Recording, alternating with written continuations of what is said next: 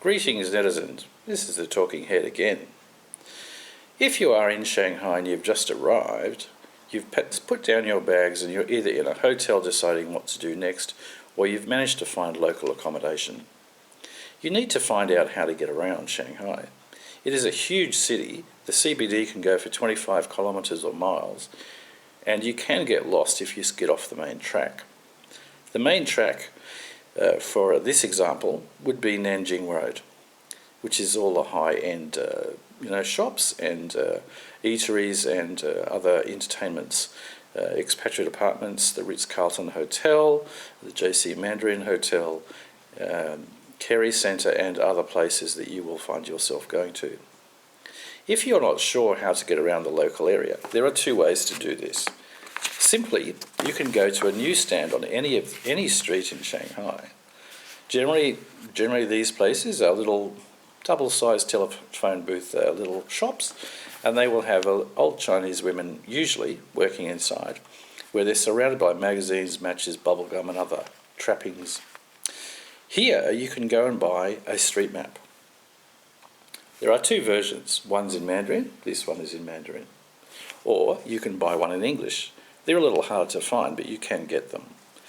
They will cost you between 15 to 35 kwai, and they are very useful. Most Chinese citizens that I was working with and also walking around with when I was on the streets of Shanghai don't really read English. And taxi drivers don't really read Mandarin either. So if you can't say where you're going, try and have a picture on your smartphone that shows the details in Mandarin. If you can't explain it to the taxi driver, just get out and find another taxi. Buy a map. If you can't afford to buy a map, you can go to the Ritz-Carlton Hotel, which is on Nanjing Road. And they have a little fold-out map that you can just get for free.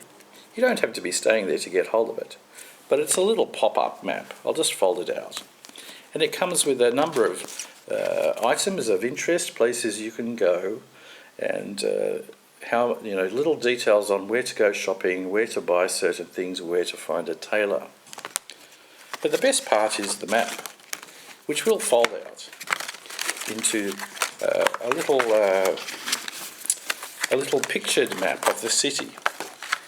And I will show you this in part because it is quite useful. This map shows you key areas of Shanghai, gives you a reference point and where to go and what to do.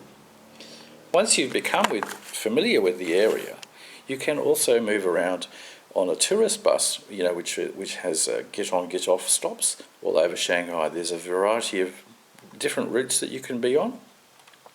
Or if you like to walk, as I do, you just walk around Shanghai. It doesn't cost you anything to do that, and you often see things you wouldn't see if you're on a bus or in a taxi.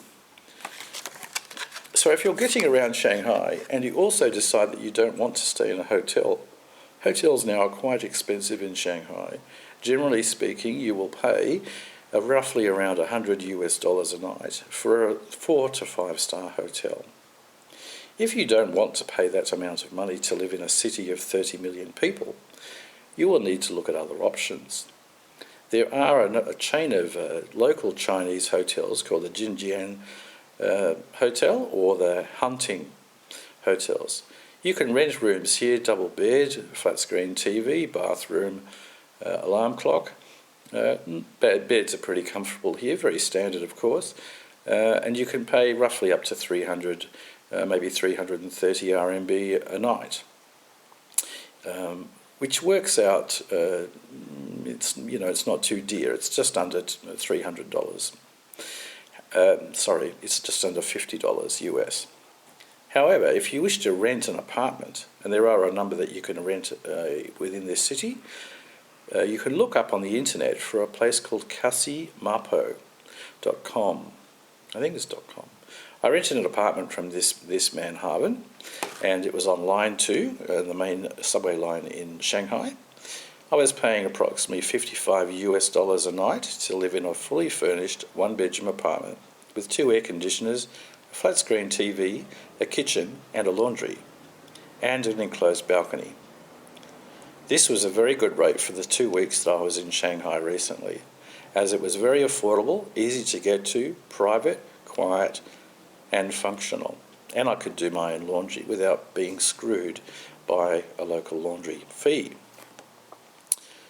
So, if you're looking for apartments, look up Casamapo on Google and have a look and see what Harvin can offer you. He can offer you 3 different apartments, one bedroom, one 2-bedroom, and one that sleeps about 8 people.